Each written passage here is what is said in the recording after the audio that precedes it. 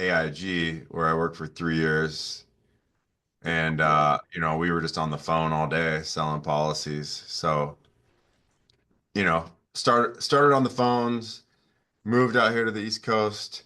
And then Cool. got into the brokerage world, and yeah, that was kind of it always kind of struck me funny, like in the beginning, because everyone was like, hey, this you're in the IMO brokerage world and like, in homes, it's like the only way to go. And I was like, what? This is weird. Like, why? Like, why aren't people calling people? And I even had people saying like, oh, you can't sell over the phone. Like, that's impossible. And then back then, I mean, keep in mind too, this is like 2015.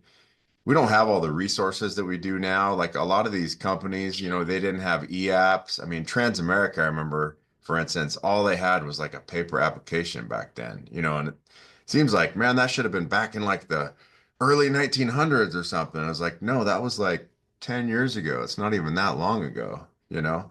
So, yeah. Um, Over time, I would do like telephone sales here and there before that. But then, of course, as probably a lot of people know, 2020 came around and COVID happened. And then the IMO world was like forced to do telesales. And now it's pretty much, I mean, that's like all I do. I can't remember the last time I went in somebody's home. So, yeah, that's I it. love it, man. I love it. So, can you touch base really quick on kind of mindset before someone hits the phone for the day? Kind of how to like set your mind in the right spot to get the results that you want out of the day. Yeah, I mean, I know this doesn't work for everyone. I mean, obviously I have like a big athletics football background, as you might be able to see from my background. So, I mean, a lot of days I start the day, I'm a hype guy. I like getting hyped up, whether that's like, a lot of times I'll work out first thing in the morning, kind of get like amped up. That always gets me going. Coffee's good. Maybe like blasting some music on my speaker or something like that. I mean, but lately, motivation it comes and goes for everyone, I think. But like lately I've just woke up like super excited. Like I just know the potential out there. I mean, I don't know any other industry, well, that me myself has access to where I can make as much money as we can, like in such a quick, short amount of time. So that gets me excited right there too. I mean, for instance, like I sold a policy on Friday, literally sold it like Friday afternoon. Um, and for some reason, like this one just it got issued really quickly, because I sold five Mutual of Omaha policies on Friday. And they were all kind of the same, but for some reason, one of them got like issued like right away that afternoon, and then that money was in my account like Saturday morning, like less than 24 hours later, and I haven't had that happen with Mutual of Omaha in a long time. So just seeing that money in my account the next morning, that gets me excited. And then, I mean, even like from earlier in the week, I mean, I had a Royal Neighbors policy. I think I sold it like Tuesday or Wednesday. I hadn't, I'm pretty good at like tracking all my stuff with my spreadsheet and everything. And I hadn't really put my expected date of when I might get paid on that, because I had like sold a good amount of policies last week. So I just hadn't done all the administrative stuff yet. And so I sold that rural neighbors policy like Tuesday or Wednesday, and then I woke up Saturday morning and like that was also in my account. So I was like, oh, awesome. Like another $1,000 sitting in my account that I wasn't expecting. So it's like that gets me excited right there. So now today I'm like, oh, I got all that money like on Saturday, like I'm trying to push through all my administrative stuff that I'm doing right now, but like I can't wait to like jump on the phones and like take transfers and do follow-up calls, because I have people I'm supposed to follow up with today too. And just making money gets me excited, I guess. So go ahead. I love that, bro. I love it. I think at the beginning of this thing, when someone first starts doing telesales, they start feeling just the normal rejection that is part of what we do. And I feel like once that rejection can fuel the next activity instead of detour the next activity, I think that's a major shift. And so I just want to encourage everybody, if you're brand new to the phones, understand everybody's going to give you, everybody gets think about it. Everybody gets call me back laters. Everybody gets, I already have that handled. What would be some suggestions, Nate, on how somebody can really understand, I guess, the amount of rejection on the phone can feel overwhelming at first, but there's still sales in those conversations as well. And maybe some pros and cons versus like driving around and getting no-showed all day. Yeah, I mean, I think the thing you always gotta kind of remember, like I was saying this to, people that were on the Zoom the other day. I mean, especially, obviously like the newer leads are better. Like those are, people have just put their information on the internet. I think transfers are even better because they're like putting a live person on the phone with you who's ready for a quote. But my point is like we all have access. We have all these old leads too. I mean, we have 2-year-old leads, year-old leads. I mean, so literally, we all should at some level have access to like hundreds, if not thousands of leads. So I think you just got to have the mindset like, you know what, if somebody's putting you off or they say no or whatever, like who cares? We have so many people to talk to. It is a little bit of a numbers game to a point. Obviously, you got to like refine that and, break down the barriers of the I got to think about it or now's not a good time or whatever. But sometimes, I mean, you just got to get blunt with people. Like I literally lately, especially, just say something like, if you've talked to somebody like 5 times and they keep blowing you off and telling you to call them back or you can't nail them down or whatever, I say something along the lines of, do you want to still leave some money to your daughter like we had talked about, when you pass away? Is that still important to you? And just see what they say. If that doesn't click something in their mind or they're vague about it or they're just like, oh, I can't talk about this or not, call me back.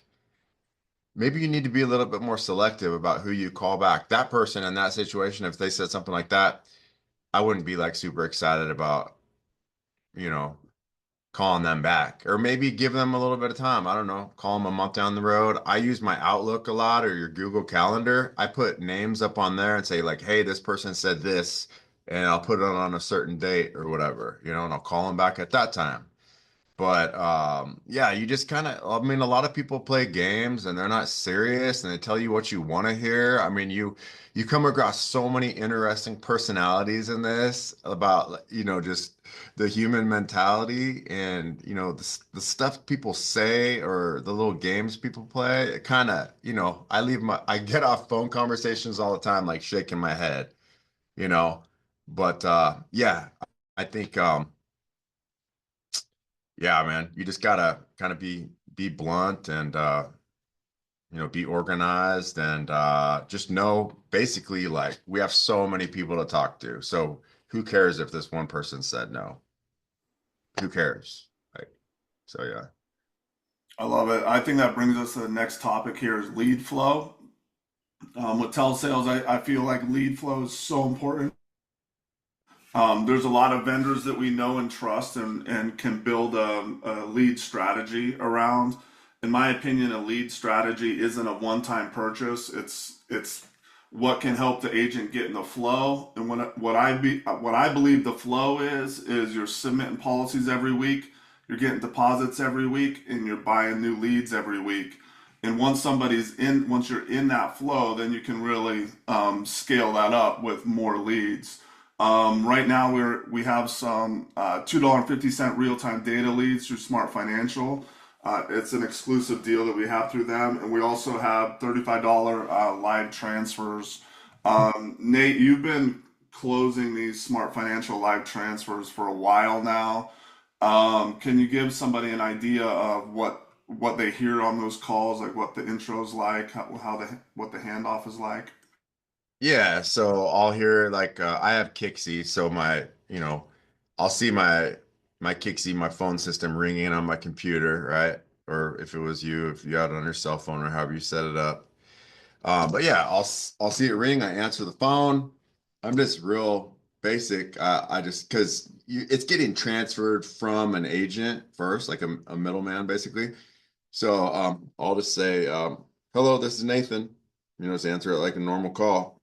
And they'll say like, yeah, Nathan, this is John from Smart Financial. I have, Mary on the line, and she's looking for her quotes or she's looking for the information or whatever they say. And and they'll say like, all right, you two, I'm gonna leave the call now. And Mary, it was nice talking to you. You have a good day or whatever they say.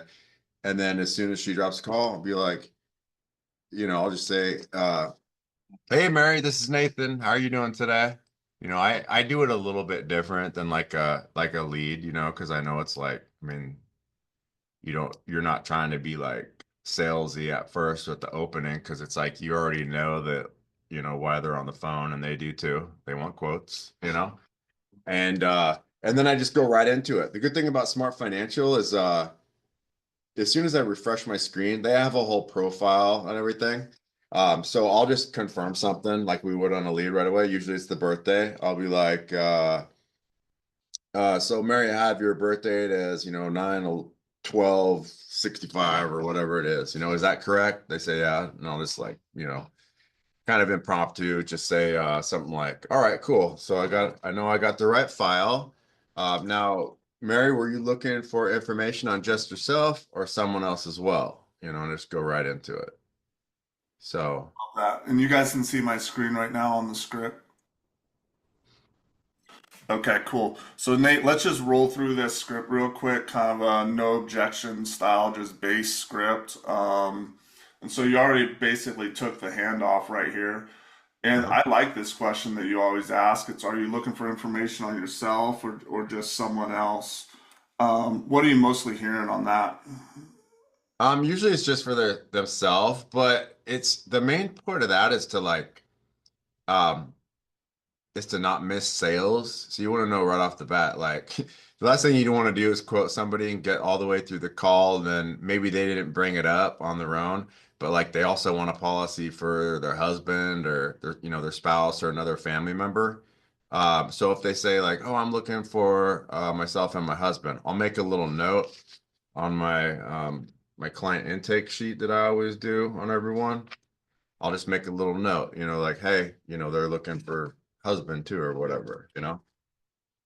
And yeah, and then just go right to the next question. Or actually, I think yours might be a little, like I said, I've made this clear to a lot of people.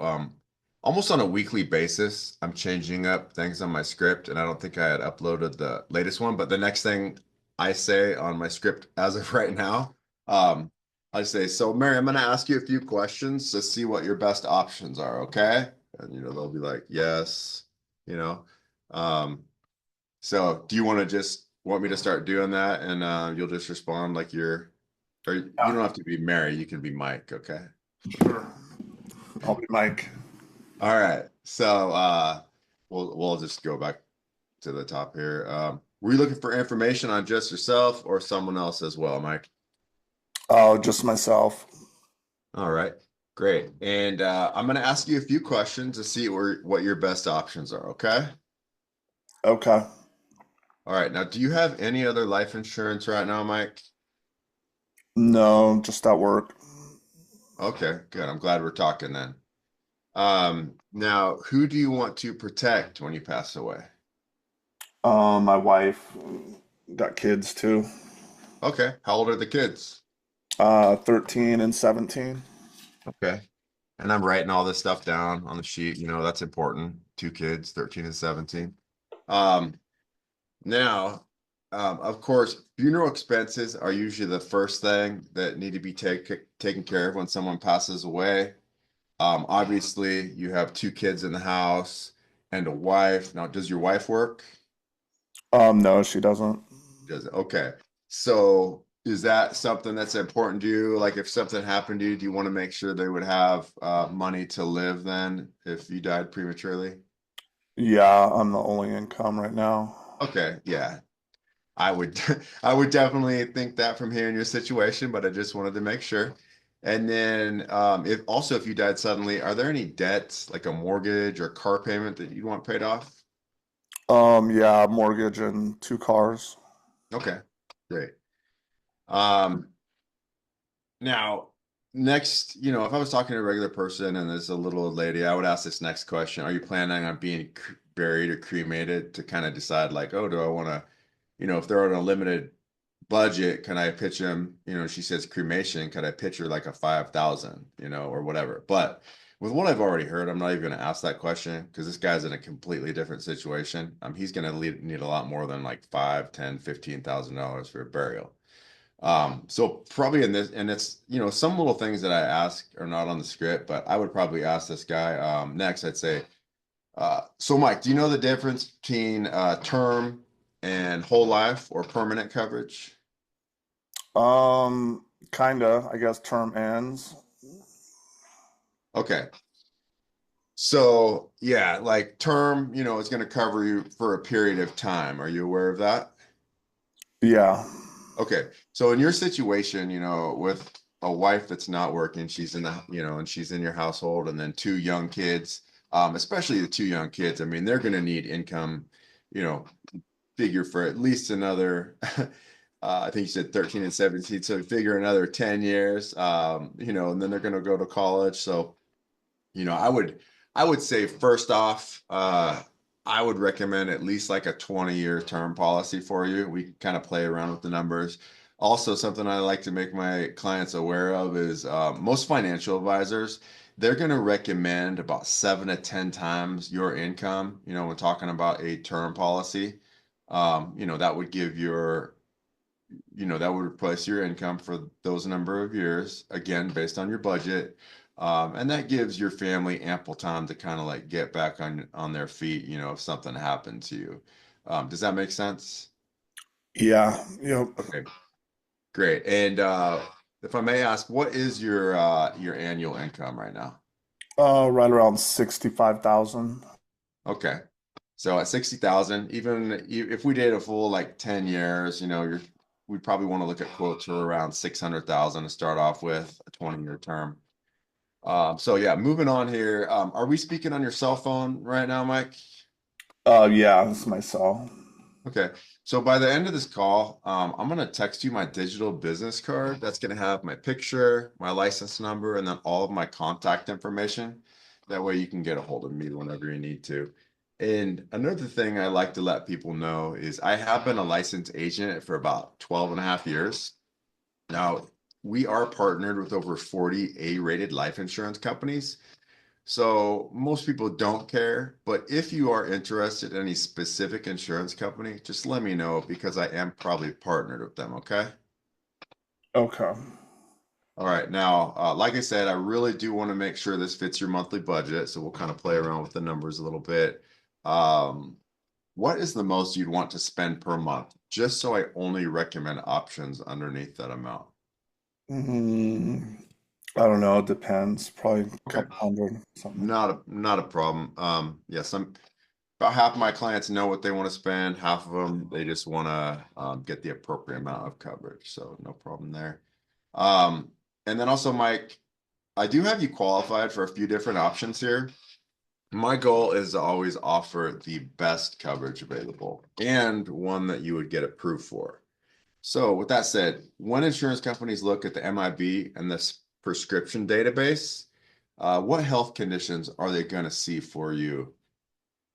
Mm, Pretty healthy. Just like high blood pressure. Okay. Are you taking medication for that? Yeah. All Most, right. So it's well controlled then. yeah. Yeah. Okay, good.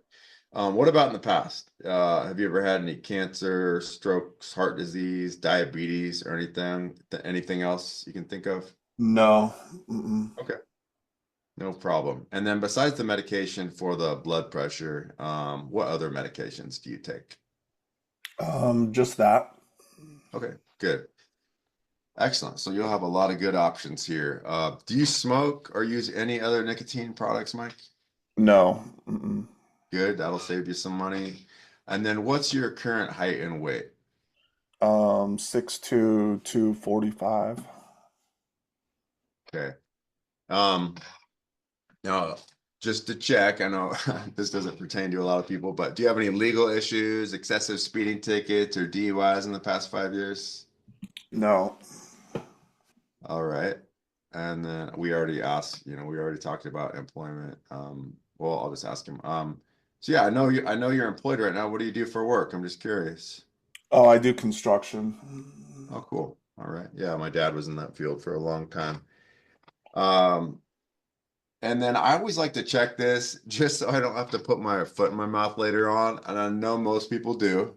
But do you own a checking or savings account with the bank, Mike? Yeah, yeah. Okay, good. That'll give you all the options then. Every insurance company will do business with you. So, Mike, the company that I would recommend for you is going to be Fidelity Life. Have you ever heard of them? Kinda sounds familiar. Okay, yeah, Fidelity, they're a pretty big company. A-rated, tens of billions of dollars in the bank, very financially stable. Definitely one of my favorite companies. Um, so if we did I'm going to give you a couple different options and we can kind of play around with the numbers a little bit. So if we did a 20-year term on the 600,000, that's going to be $99 per month. All right. We went a little bit lower than that. Say we did 400,000 for 20 years. That's going to be $67 per month. Which one of those would be more comfortable for you? Probably the second one. Okay, good. And just keep in mind too, I'll be your agent going forward. I'm always going to call and check on you at least once a year. You'll have my information. Down the road, if your financial situation changes or anything like that, we can always change it. But I always, want to do what's most comfortable. You want to make the payment to where you're not even going to have to think about it each month. So, I know you said you wanted your wife to be the beneficiary. What's her first name? I love it, Nate. How many policies did you sell last week, you think? I know I sold 10 Thursday, Friday, Saturday. So 10 policies, Thursday, Friday, Saturday. So you guys, the leads work, the scripts work when we work. We gotta hone our skills, right? We gotta stay excited. We gotta keep learning. We gotta stay humble. There's a lot to what we do, and so I think it's an accumulation effect, meaning like we gotta keep showing up for ourselves and keep showing up and keep showing up. A lot of times people are looking for a breakthrough, but I would offer it's more like keep showing up, keep putting in the work over and over and over, and you'll just feel yourself starting to level up here. Mikey, are you on the line right now? Mikey, I see you, but Mike Esquivel, you on? There. There's Oh, that Esquivel. wasn't me. I'll get you next week, Mikey. Okay. Everybody say hi to Mike Esquivel. Drop a two in the chat if you heard Esquivel close some deals on the phone. Mike, you're a brand new agent. When did you get your license, man? I got my license August 22nd. August 22nd. Probably took a few months to get rolling, it felt like, huh? Yeah. Okay. What do you, if you had something to tell someone that's brand new hitting the phones, what would be your main suggestions right out the gate? Just consistency, getting on the phone every day, practicing your script, learning how to beat those rebuttals. It's like anything, you got to practice every day, as much as you can. Try not to take too many days off and lose momentum. But yeah, it's like practice, like anything you want to get good at, you got to do it every day, and that's how you get better. I'm proud of you showing up, man, and the changes that I've seen in your script and your style on the phone has been really good. You're now making full-time income from home, dialing leads on Zoom, you know. Um, what's the difference between you on the phone now versus maybe you on the phone a month ago? Um, is there anything you're doing differently to your spark? Yeah, so a month ago, I wasn't asking certain questions, and I've kind of heard like Nate and you say these things like one that Nate mentioned a little bit earlier, like is this gonna be for you or for a loved one? Um, what are you gonna use this life insurance for? Stuff like that. Just getting deeper into the questions and also digging into beneficiaries and trying to find their reason for even looking into life insurance. So those kind of things have made a big difference for me. I love it, man. I think you're doing well with following up with people. You know, I think that's something that everybody we can all do better with as we go. But I think you're really good at like creating the bridge to the next call if you feel like you're not going to sell it right then. Can you talk about follow up, how you're keeping organized, and like the sales that you're closing on the second, third calls? So as far as organization, I'm not the best at it. That's something I do need to work on. But I have a notebook where I write down all my leads and the people I talk to. I write certain points, things that we've talked about, just so when I talk to them again, I know kind of what we talked about. If they said that like, oh, I'm feeling sick right now or something like that. Can you call me back later? I'll write that down. And then when I call them back again, I'll kind of mention that, hey, like last time you were feeling sick, are you feeling better now? And they'll remember, like they'll be like, oh wow, like he remembers what I told them and they like that. So I try to become like someone that they feel cares about them in a way. And I think that really helps. And then they want to do business with me. So I love it, man. Well, I'm glad you're here with us, bro. Thanks for sharing a little bit of tips. I don't think anything happens without activity, y'all. And so there's ways that we can help you a lot more than just this 30 minutes that we just went over on Zoom today. So my phone number's in there right there. If you're brand new and needing some strategy on launching this thing, what type of leads to get, if you have no money at all for leads, maybe we got a bunch of older leads, you can stir up a sale and scale into a lead strategy that works. But feel free to text me. We can line up some one-on-one coaching, some one-on-one strategy. I encourage everybody to get outside your comfort zone. If you're scared to dial leads, then you probably should dial leads.